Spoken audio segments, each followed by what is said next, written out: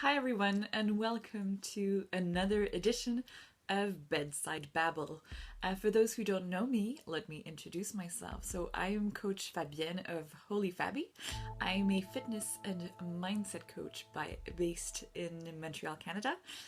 And you know what? Just call me Fabi and let's get to it. So Bedside Babble is actually a series of short discussions on mindset matters, which, as you can see by its name and by the decor, are set in my bedroom, on my bed, in Montreal. So today's theme, actually, it's something that I've been thinking about for a while. I'm sure you've been told this before. Listen to your body. To me, it sounds kind of esoteric and vague. I mean, what does it even mean? But essentially, it doesn't have to be that woo-woo. I remember rolling my eyes quite a bit at the whole idea of listening to my body, because it didn't make much sense to me at the time. What did it mean? How could I pretend to understand or even that my body was speaking to me? Then again, I was quite the champion at ignoring my body's cues.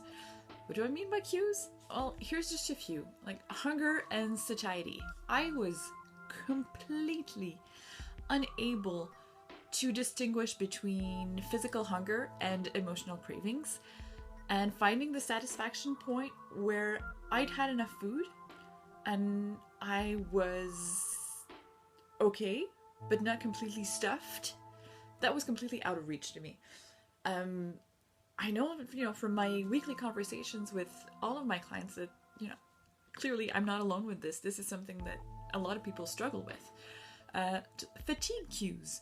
Instead of seeing a decrease in my physical and mental performance as a sign that I needed more rest, I do like so many of us do, and hit that extra cup of coffee or that sugary thing just to get me a little high.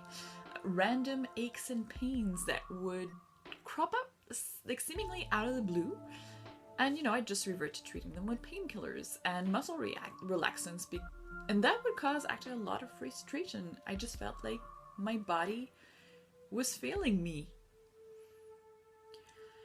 It wasn't until a few years ago that I was able to put all the puzzle pieces together and not only cement my understanding of the body-mind connection, but really start to see how I could use it to my advantage.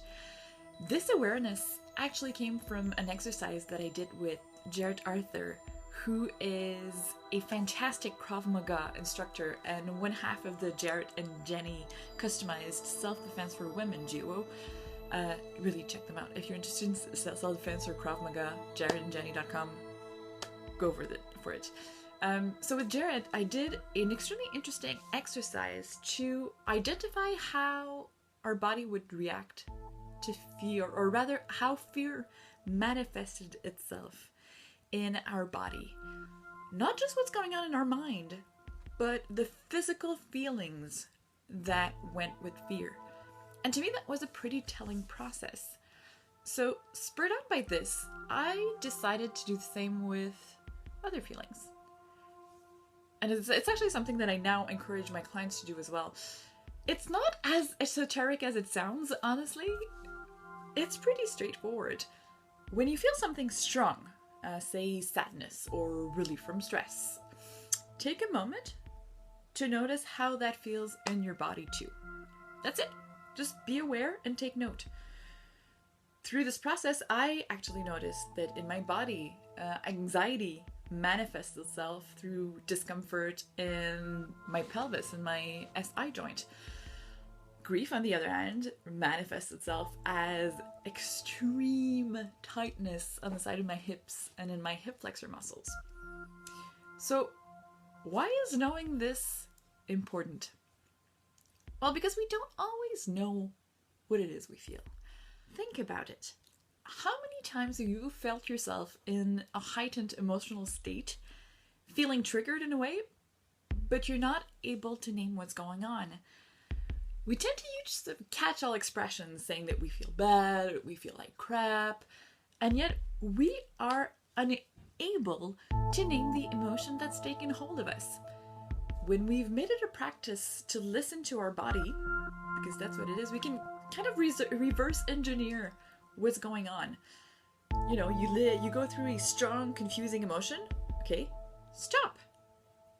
Where do I feel this in my body? Find the body part that's manifesting itself, associated with the feeling that goes with it, and it's essentially a key to understanding what's going on.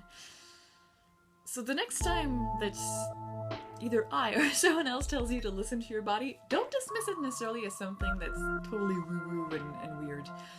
It's not about giving yourself permission to let go or anything. It's really just a key to knowing and understanding what's going on a little bit better, to understand your own reactions, and then to redirect your action appropriately.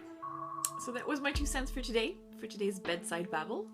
Let me know what you think in the comments. I'd love to discuss this further with you. And until then, we'll talk soon.